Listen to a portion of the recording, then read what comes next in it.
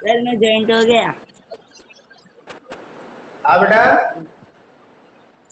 Sir मैं आ गया फिर। आप लेफ्ट हो गए। हाँ कौन लेफ्ट हो गया? मैं राज बोल रहा हूँ। कैसे लेफ्ट हो गए? क्या फिर से रिज्वाइन हो जाओ, उसमें क्या? आप पूरा नाम ले सर लो, आपने? सभी लेफ्ट मार देंगे आपको। हाँ पूरा नाम ए राज, यादव राज। यादव राज, ए यादव राज।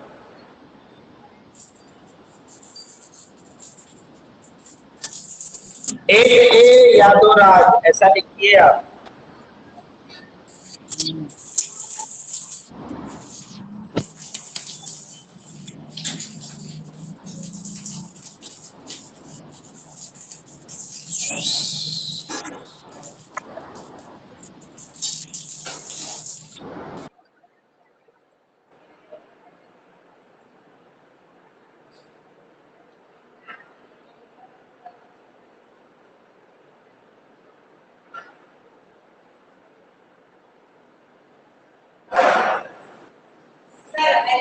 अभी कौन सी क्लास में गिरे हैं आपका? सेवन में किसका पीरियड है?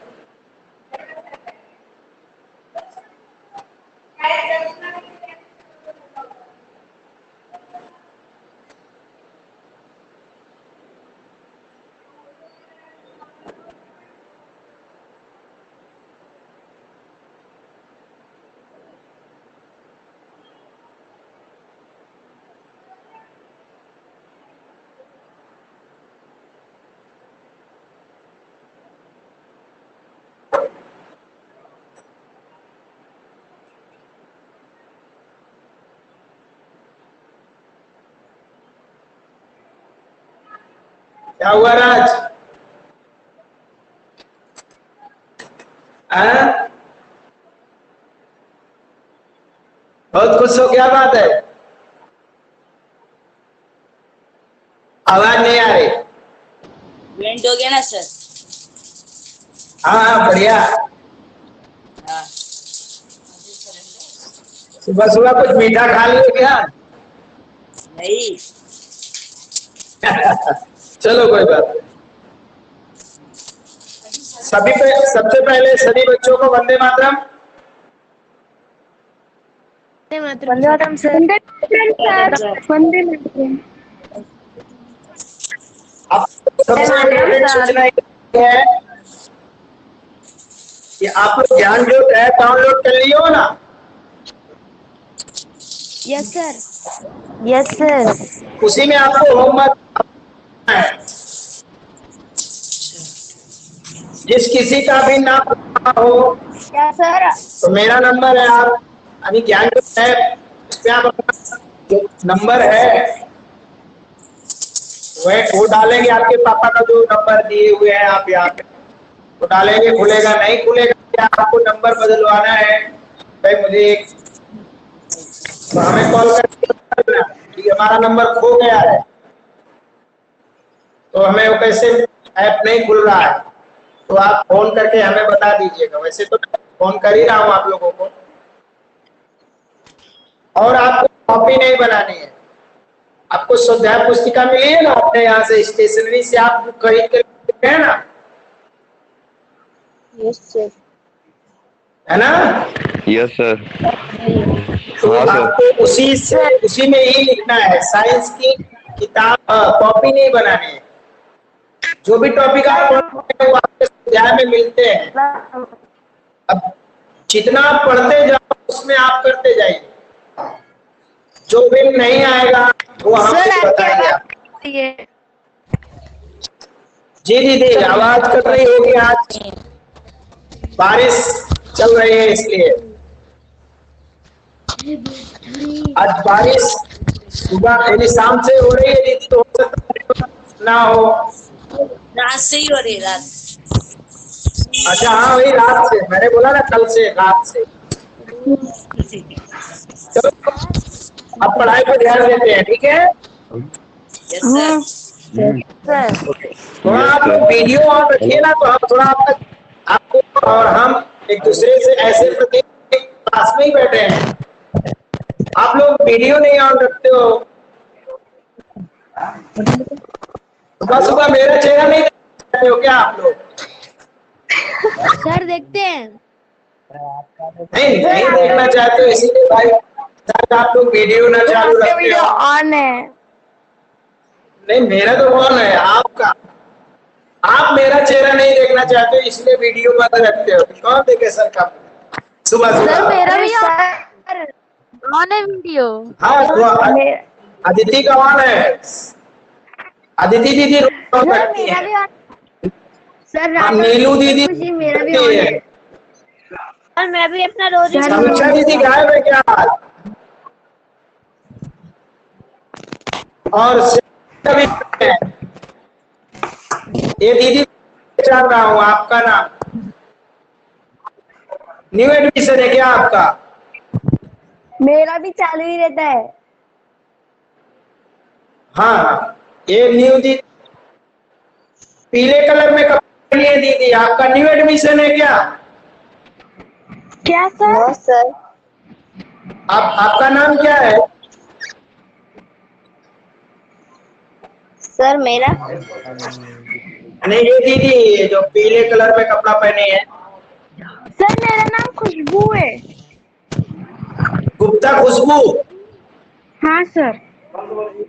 Okay okay. पांडे आयुष?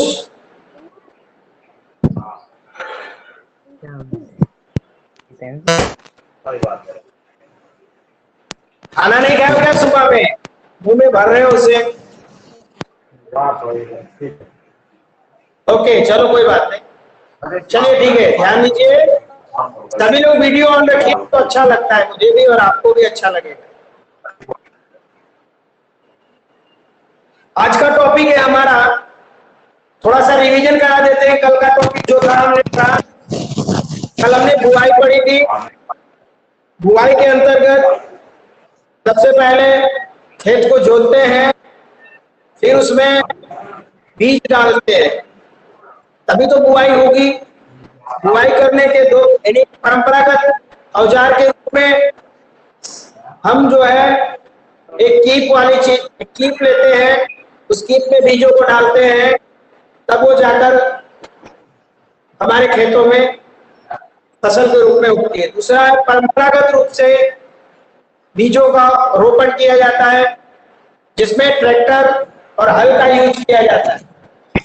तो परंपरागत रूप से जब हम यूज करते हैं तो वो हमें ज्यादा समय लगाता है वो, लेकिन जब हम वैज्ञानिक रीति से यूज करते हैं, जिसे सीड ड्रिल कहते हैं, तो वो जो है कम मेहनत लगती है और समय भी कम लगता है, यानी स्मार्ट वर्क हो जाता है और उसके द्वारा जो फसल है वो एक डिस्टेंस पे बनी रहती है। दूसरा कभी कभी जो फसल होती है अगर एकदम पास पास में रहेगी तो उसको मिलने वाले पोषक तत्व और उसकी जड़ों का विकास अच्छे से हो नहीं पाएगा। इसलिए जब भी फसल उगाते हैं थोड़ा सा डिस्टेंस रखना चाहिए फसल में, ऐसे। और अगर ऐसे रखेंगे तो उसकी जड़ों का जो विकास है वो फिर अच्छे से नहीं होगा, तो हमारी जो फसल है वो फिर व्यवस्थित नहीं होगा। आज हम लोग पढ़ेंगे कि फसलों में, अब भाई जब फसल बोई गई, बीज बो दिया गया, तो उसे खाने के लिए भी तो कुछ चाहिए ताकि उसका विकास, ग्रोथ अच्छा हो सके। आप लोगों के मम्मी पापा आपकी लंबाई चौड़ाई बढ़े, इसके लिए बचपन में बॉर्नवीटा पिलाते थे, बेटा बॉर्नवीटा पी ले, है ना? आप लोग बॉर्नवीटा पीते हैं ना? मैंने नहीं पिया दूध, अच्छा आपने नहीं लिया, कोई बात नहीं। बॉर्नवीटा पीते हैं, दूध पीते हैं, ताकि आपकी जो लंबाई है, का जो ग्रोथ है वो अच्छे से हो सके। तो इसी तरह से अपने खेतों में उसकी जो फसल है वो अच्छे से हो सके, उसकी फसल खूब अच्छी हो। अब फसल जो है उसके पौधे मजबूत होंगे तभी उसकी फसल भी अच्छी होगी। तो अपनी फसल को अच्छा बनाने के लिए किसान अपने खेतों में उर्वरक और खाद मिलाता है। यानी आज हमारा टॉपिक है उर्वरक और खाद।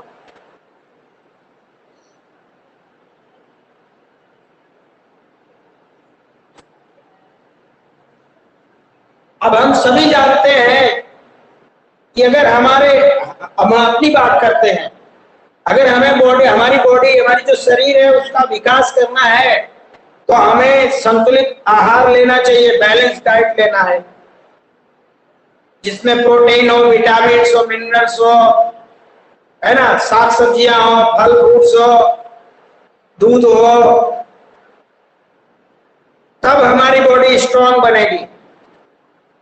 तो उसी तरह से किसान भी अपनी फसलों को स्ट्रांग करने के लिए, उसकी फसल अच्छी हो, पैदावार अच्छी हो, उसके लिए अपने खेतों में वो उर्वरक और खाद का यूज करता है। तो चलिए पढ़ते हैं।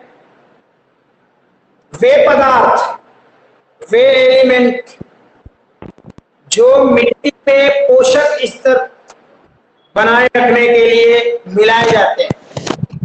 मिट्टी में पोषक स्तर को बनाए रखने के लिए जो पदार्थ मिलाए जाते हैं उन्हें खाद या उर्वरक कहते हैं। जो किसान अपने खेत में पोषक तत्व बने रहे, इसके लिए अपनी फसलों में या खेतों में उर्वरक डालता है या खाद डालता है।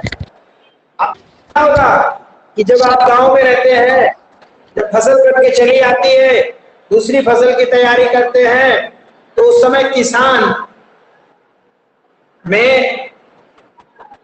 मैंने देखा है कि जो गाय और जो हमारे घरों के जो मवेशी होते हैं, जानवर होते हैं, उनका जो मलमूत्र है अर्थात जिसे हम गोबर कहते हैं, उसको हम एक जगह पर गड्ढा खोद कर व्यवस्थित करके खाद बनाते हैं।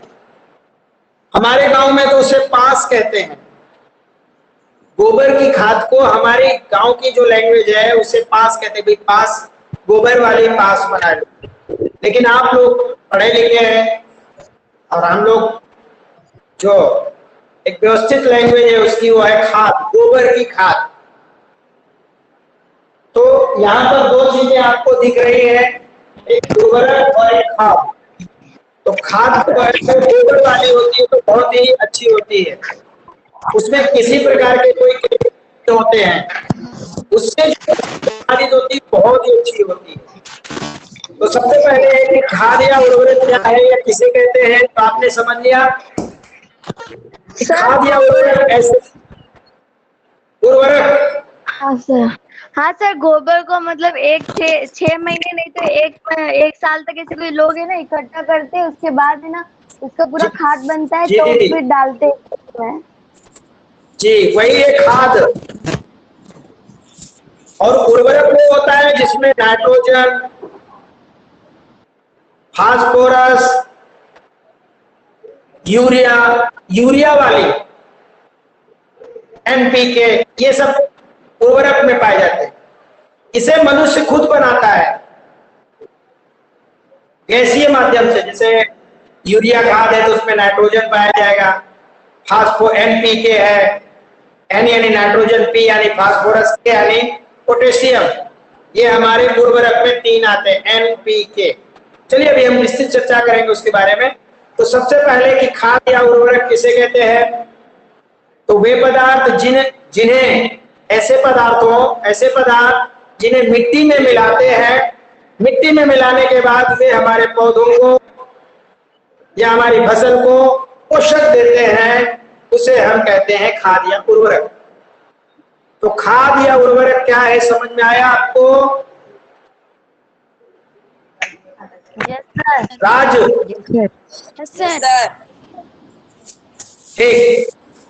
इसका एक दूसरा उदाहरण ये भी, जैसे हम लोग अपना अपना आहार लेते हैं, अपना अपना ग्रोथ बढ़ाने के लिए हम लोग बॉर्नवीटा पीते हैं, दूध पीते हैं। और हमारे जो किसान हो गए, अर्थात हमारे माँ बाप हमारे किसान हो गए और हम उनकी फसल हो गए, और वे हम लोग अच्छे हो, मजबूत हो, ताकत वाले हो, इसके लिए वो हमें बॉर्नवीटा, है ना, दूध, फल फ्रूट खिलाते हैं ताकि हम लोग स्ट्रॉन्ग बने।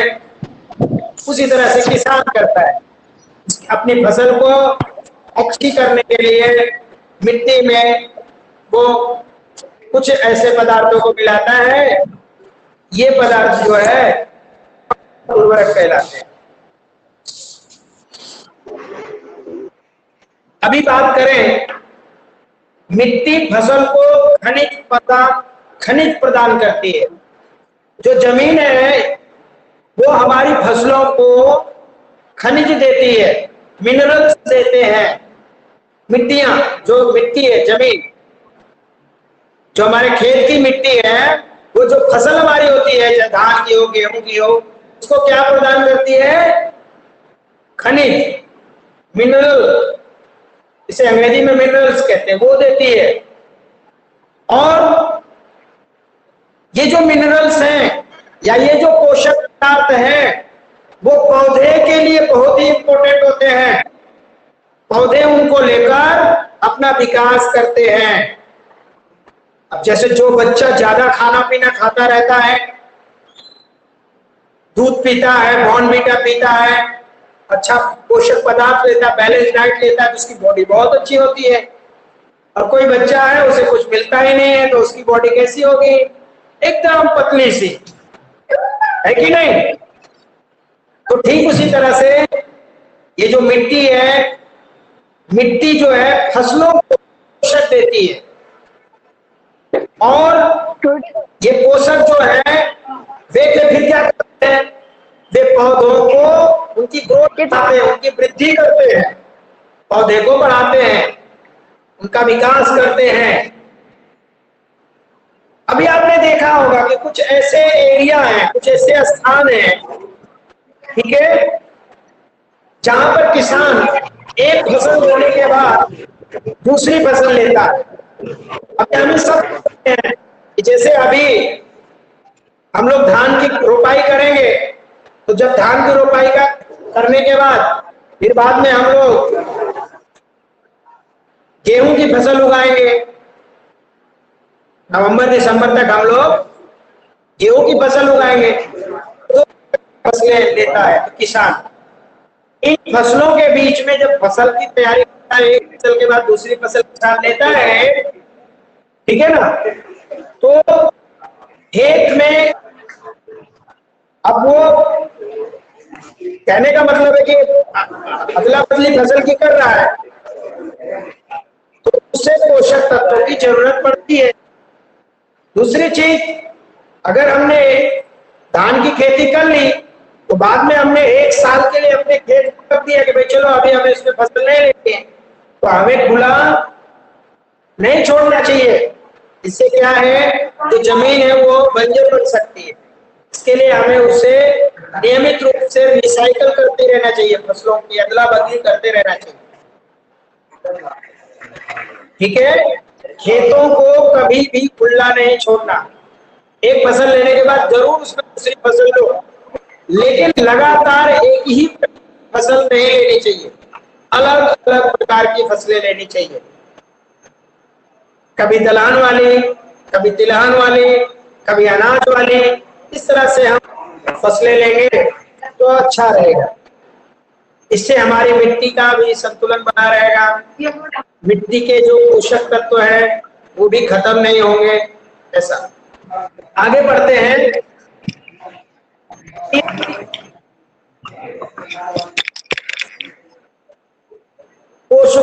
जो फसलों के लगातार उगाने से मिट्टी में कुछ पोषक की कमी हो जाती है, जैसा मैंने आपको चर्चा में बताई दिया पहले। अगर हम बार बार एक ही फसल लेते जाएंगे, मिट्टी है उसमें पोषक तत्व तो खत्म हो जाएंगे या खत्म हो जाते हैं, तो इन्हीं पोषक तत्वों की जो कमी कमी है, क्षति है, उसी को पूरा करने के लिए हम उसमें खाद डालते हैं, उर्वरक डालते हैं। तो जिस मिट्टी में जिस प्रकार के पोषक होती है हम उसको चेक करते हैं, जांच करते हैं और फिर हम उस प्रकार का उसमें खाद या उर्वरक डालते हैं। उर्वरक डालते हैं, खाद में तो पोषक तत्व आ जाएंगे। खाद में जो हमारी गोबर की खाद है, वर्मी कंपोस्ट खाद है, ये बहुत ही इंपॉर्टेंट होती है। इसके लिए आपको बहुत सारे जानवर पालने पड़ेंगे, उनका गोबर निकलवाना पड़ेगा ढेर सारा, अगर आप इसको डालोगे। इससे जो फसल पैदा होती है ना, बहुत ही उपयोगी होती है। इसको खाने से हम कभी बीमार नहीं पड़ सकते। पोषक तत्व बहुत ही उसमें पोषक तत्व होते हैं उस फसल में, लेकिन जो ये हम उर्वरक वाली लेते हैं बहुत दिक्कत होती है, केमिकल है वो। चलिए बात हम कर रहे हैं, जो फसल है लगातार जाएंगे उगाते जाएंगे तो हमारी जमीन के पोषक तत्व तो कम हो जाएंगे। इसी पोषक तत्व को हमारी जमीन यानी बंजर बनने की संभावना ज्यादा हो जाएगी। तो इसी पोषक तत्व को देने के लिए हम अपने खेतों में खाद या उर्वरक डालते हैं। किसान अपने खेतों में खाद देता है तो इसे खाद देना कहते हैं। अगर किसी भी खेत में पोषक तत्व की कमी हो जाए तो जो ये हमारी फसल है या किसान की जो फसलें हैं वो कमजोर हो जाएंगी। अब हम यहाँ पर खाद के बारे में बात करेंगे। जो हमारी खाद होती है, खाद जैसे आप गोबर की खाद दे सकते हैं, कुछ पौधे होते हैं उनको भी सड़ाकर खेत में उगाते हैं। तो ये जो हमारा खाद है ये कार्बनिक यानी जैविक पदार्थ है। ये हमें पौधे या जंतु के अपशिष्ट से मिलता है। मैंने पहले से चर्चा कर दिया था कि खाद जो है वो हमें, बाकी लोग वीडियो चालू रखो, जो खाद है वो हमें जानवरों और पौधों के अपशिष्ट पदार्थों से मिलता है। और इसे एक गड्ढा बना देते हैं, वहीं पर रोज जाकर डालते रहते हैं। लगभग 6 महीने या साल भर में ये तैयार हो जाती है। तब हम इसको निकाल कर अपने खेत में डाल देते हैं। इससे उत्पन्न होने वाली फसल बहुत ही अच्छी होती है। क्यों होती है? जब इसका मतलब जो ये गोबर है उसका अपघटन होता है, मतलब बिल्कुल सड़ जाता है। सड़ने के बाद व्यवस्थित खाद बन जाती है ये। जब हम उसे अपने खेतों में डालते हैं तो उसमें जीवाणु होते हैं, उसके अंदर खाद में सूक्ष्म जीव होते हैं। ये सूक्ष्म जीव उस खाद्य पदार्थ को अपघटित करके हमारी फसल को बहुत उपयोगी करते हैं। आपने सीखा होगा वर्मी कंपोस्ट खाद या केचुए द्वारा जो बनी हुई खाद है। केचुए मिट्टी में, केचुओं को पालते हैं मिट्टी में, वे केचुए उस मिट्टी को खाते हैं, निगलते हैं, खाते हैं, निगलते रहते हैं और बाद में उसको उत्सर्जित करते रहते हैं। इससे वो जो मिट्टी है बहुत उपजाऊ बन जाती है। बाद में हम इसको अपनी फसल में एक खेत में डाल देते हैं। या आप पहले ही पढ़ चुके हैं वर्मी कंपोस्ट खाद, ठीक है।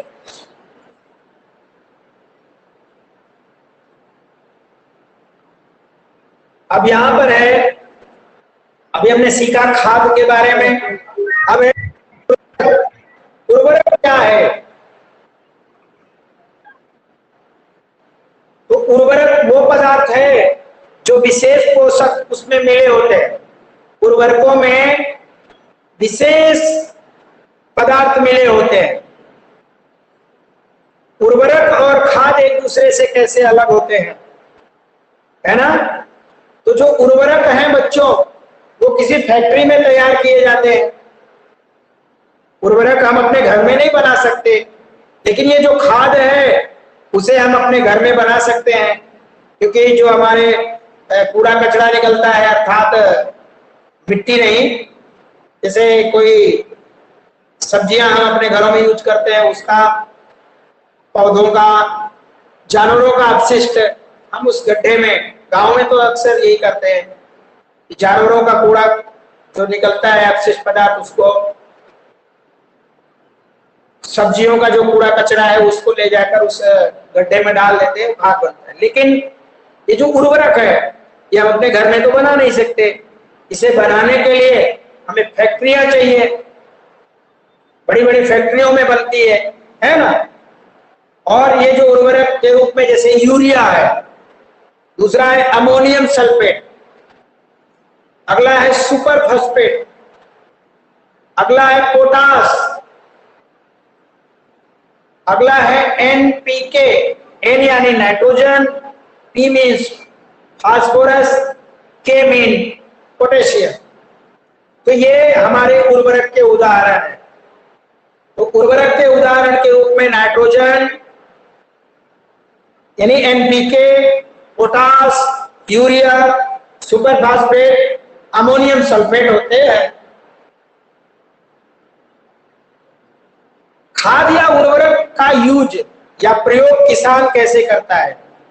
तो किसान अपने गेहूं की, धान की, मक्का की या और अन्य प्रकार की फसल का उपज या उत्पादन या उसका जो प्रोडक्शन है अधिक लेने के लिए इन खादों का उपयोग करता है। भाई किसान इसे क्यों डालता है, उसके पीछे रीजन क्या है, क्या वजह है कि किसान इसका यूज करता है? तो किसान के खेत में जो भी फसल उसने बोई है, चाहे गेहूं की, चाहे धान की, चाहे जिसकी, उसका उपज बढ़े। अगर एक खेत में 20 बोरी गेहूं निकल रहा है तो इसको डालने से किसान के 5 बोरी और बढ़ जाएगा, यानी 25 बोरी निकलेगा। मान लो सपोज दैट। तो फसल को उत्पादन बढ़े, इसके लिए किसान जो है अपने खेतों में इस NPK, urea, phosphorus, ammonium sulphate इन सब का यूज करता है। तो आपने सीखा कि खाद एक जैविक पदार्थ है जो जीवाणु द्वारा, सूक्ष्म जीवों द्वारा होता है, जिसे हम अपने जानवरों के मलमूत्र या पौधों के मृत या सड़े गले पदार्थों से बनाते हैं। और ये उर्वरक जो है इन्हें हम फैक्ट्रियों में बनाते हैं, इन्हें हम सामान्यतः अपने घरों में या हम चाहे तो नहीं बना सकते, इसके लिए फैक्ट्री डालनी पड़ेगी। और इन उर्वरकों में urea, ammonium sulphate, super phosphate, potash, NPK यानी नाइट्रोजन, फास्फोरस और पोटेशियम आते हैं। इन खादों को किसान अपने खेत में यूज क्यों करता है? तो फसल की उत्पादन बढ़ाने के लिए वो यूज करता है।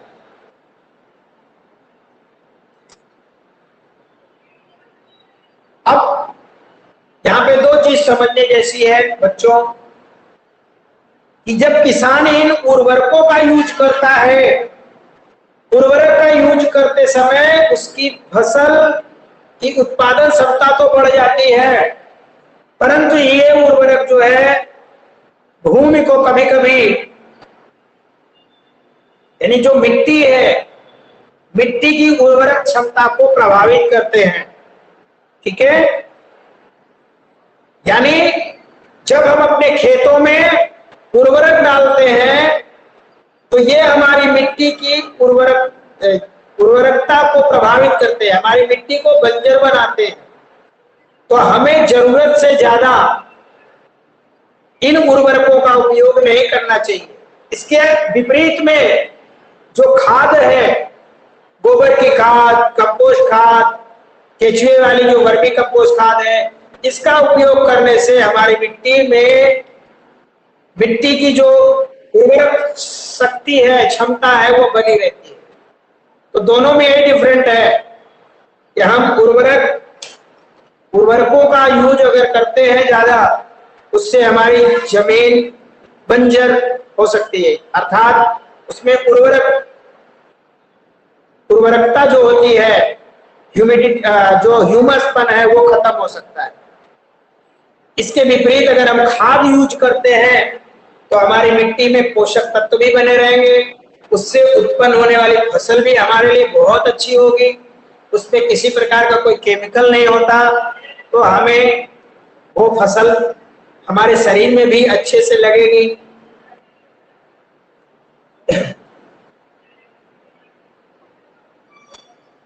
खाद के उपयोग से मिट्टी के गठन और जल अवशोषण क्षमता में वृद्धि होती है। जैसा मैंने अभी चर्चा कर दिया कि खाद का उपयोग करते हैं तो हमारी मिट्टी में गठन यानी जो मिट्टी है वो व्यवस्थित बनी रहती है, जल का अवशोषण भी अच्छा होता है, ठीक है। इससे हमारा जो फसल होता है वो भी अच्छी होती है और हमारी मिट्टी में सभी प्रकार के पोषक तत्व बने रहते हैं। मिट्टी में पोषकों की प्रतिपूर्ति, अन्य तरीका फसल चक्रण। अच्छा, अब हमारी जो मिट्टी है वो अच्छी बनी रहे, उर्वरक बनी रहे, इसके लिए हमें, अगर हमने पहली बार धान की खेती की तो दूसरी जो फसल है हमें उसे गेहूं वाली लेनी चाहिए, फिर तीसरी अलग लेनी चाहिए, यानी फसल चक्रण करना चाहिए, फसलों की अदला बदली करते रहना चाहिए, तब हमारी जमीन में पोषक तत्व बने रहेंगे। यदि ऐसा हम नहीं करेंगे तो हमारी जमीन में पोषक तत्व नहीं रहेंगे। जब हम दलहन उगाते हैं, दाल वाली सब्जियां उगाते हैं, जिससे कि अरहर है, इसे तुअर कहते हैं, उसकी जड़ों में नाइट्रोजन राइजोबियम बैक्टीरिया पाया जाता है जो कि नाइट्रोजन का संवर्धन करता है, ठीक है। नाइट्रोजन का स्तरीकरण करता है वो, और वो अरहर अर्थात तुअर वाले में पाया जाता है, दलहन वाली चीजें, दलहन वाली फसल। इसलिए हमें हमारी खेती में नाइट्रोजन का प्रमाण, यूरिया का प्रमाण अगर बनाए रखना है तो हमें फसल चक्रण जरूरी है, तभी हमारी जो खेती है वो उसमें उर्वरक क्षमता या ह्यूमस पर अर्थात वो हमारी मिट्टी अच्छी बनी रहेगी। अब हम बात करते हैं कि उर्वरक और खाद में क्या अंतर है। तो उर्वरक जो होते हैं, उर्वरक और खाद में अंतर, इन दोनों में क्या अंतर है? तो जानते हैं कि उर्वरक एक मानव निर्मित पदार्थ है। जो उर्वरक है इसे मनुष्य बनाता है, मानव, ये हम लोग तैयार करते हैं। और ये जो खाद वो एक प्राकृतिक है, प्राकृतिक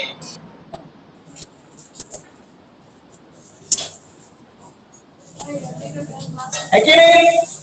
जो उर्वरक है इसे हम अपने फैक्ट्री में तैयार करते हैं, हम मनुष्य लोग मानव तैयार करता है कारखानों में, और ये जो खाद है वो हमें प्रकृति के माध्यम से मिलता है। प्रकृति से माध्यम से मतलब है हमारा कि जो जानवर होते हैं उनका जो अपशिष्ट पदार्थ है उससे मिलता है। तो यहाँ पर हम लोग तो जानवर को बना नहीं सकते, इसीलिए यहाँ पर ऐसा बोला गया है कि नेचर के द्वारा, बाय गॉड। दूसरा अंतर है कि वो फैक्ट्री बनाए जाते हैं। जो खाद है वो हम अपने खेतों में या घर में, गांव के घर के बगल जो भी खाली पड़ी जगह है उसमें गड्ढा खोदकर वो जानवरों का जो अपशिष्ट पदार्थ वो डालते जाए, खाद बन के तैयार हो जाएगी। तीसरा अंतर है बच्चों कि जो ये उर्वरक होते हैं, मिट्टी की ह्यूमस उर्वरक, जो उर्वरक यूरिया, नाइट्रोजन, फास्फोरस, ये वाले, इनमें जो जमीन है हमारी, मिट्टी जो है उसमें ह्यूमस ज्यादा नहीं रहती। लेकिन खाद जो है, खाद में अगर हम खाद करेंगे तो ह्यूमसपन ज्यादा रहेगा। ह्यूमस का मतलब होता है कि मिट्टी उपजाऊ रहेगी। चौथा अंतर है कि उर्वरक है वो किसी भी पादप पोषक जैसे नाइट्रोजन, फास्फोरस, पोटेशियम, ये इनमें पाए जाते हैं। लेकिन जो खाद है उसमें इनकी अपेक्षा जो पोषक है वो तुलनात्मक रूप से कम होते हैं। ओके, सर अभी अपना लेक्चर 8:55 पे फिनिश होगा ना? सर हेलो लेक्चर 8:55 पे फिनिश होता है ना जी? Yes sir. एसएस का क्लास नहीं चलेगा? बेटा मुझे नहीं पता है, सर होंगे चलाएंगे ना। नहीं तो सर, आज व्हाट्सएप पे मैसेज आया है। अच्छा तो होगा, तो सर को कोई काम होगा या कुछ ऐसा हो, मुझे नहीं सोचना। ओके, ध्यान दीजिए। हेलो अभी हम बात करते हैं खाद के लाभ। अभी हमने अंतर सीखा, अब खाद से क्या लाभ है। खाद के लाभ, तो बच्चों पहला लाभ है कि खाद का अगर हम यूज करते हैं तो हमारी मिट्टी में जल धारण करने की क्षमता अधिक हो जाती है। यस, कोई हलो हलो कर रहा है जी, बोलिए।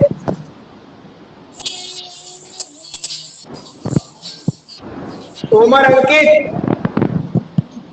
और लगता है किसी और से बात कर रहा है।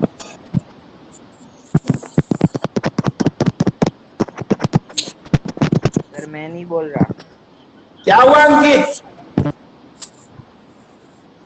सर मैंने नहीं बोला। आप लेट के पढ़ रहे हो या बैठ के पढ़ रहे हो अंकित?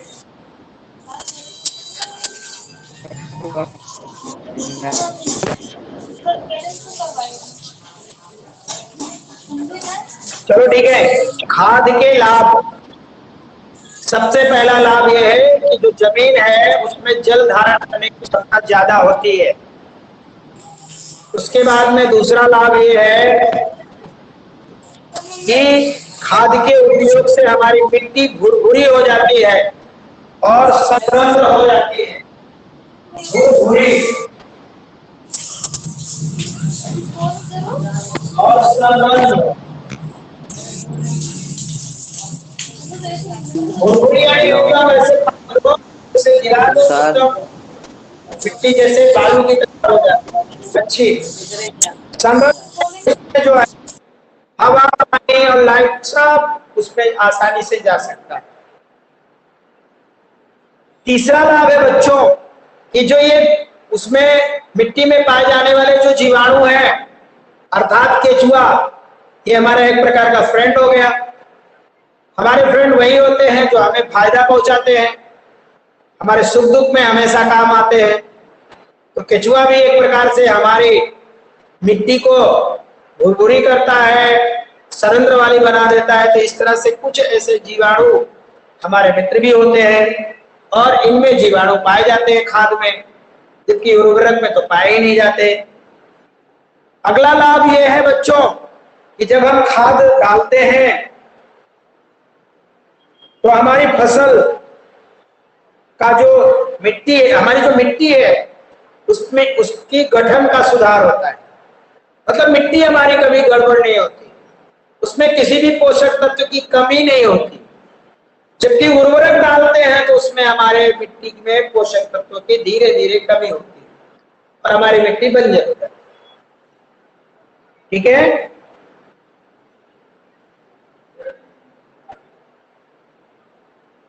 तो ये रहा आज का अपना लेक्चर।